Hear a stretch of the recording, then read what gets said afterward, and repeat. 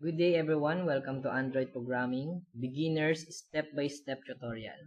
So, ang una nating lesson is to install and configure Java JDK.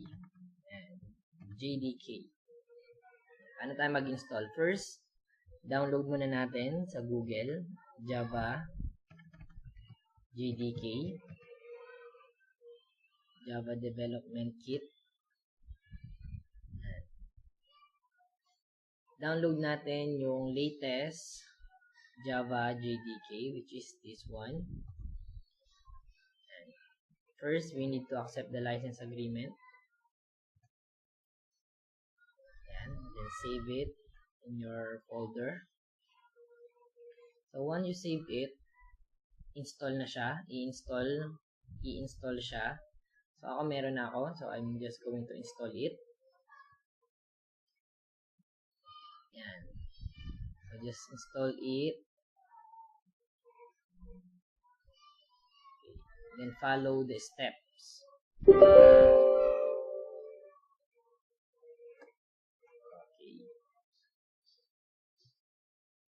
So it will take some time to finish the installation. Once successfully installed, so in the local disk program files, makikreate siya ng 2 folder in Java folder. Dapat pagka successfully na-install na siya, yan, makikita nyo yung JDK and JRE. The JDK stands for Java Development Kit. JRE is Java Runtime Environment. Okay. So, kukunin natin yung path nitong JDK. Yan, folder path. Copy. Then, anong gagawin natin dito? We need this to set up or configure the environment variable of Java JDK para sa Android Studio. Para ma-recognize sa Android Studio yung Java JDK. So, paano natin gagawin yon? Okay. So, punta tayo sa System, Advanced Setting.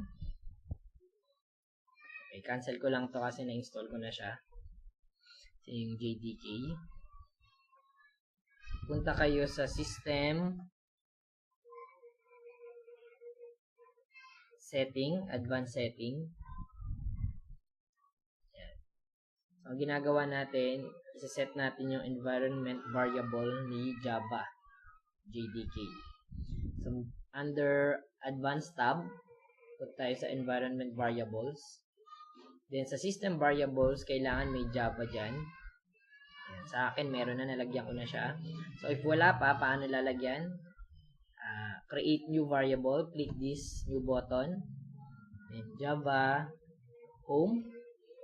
Then, paste the file path of your Java JDK. Then, okay. That's it. We have installed and configured Java JDK. Then the next lesson will be how to install the Android Studio. That's all for now. Thank you very much.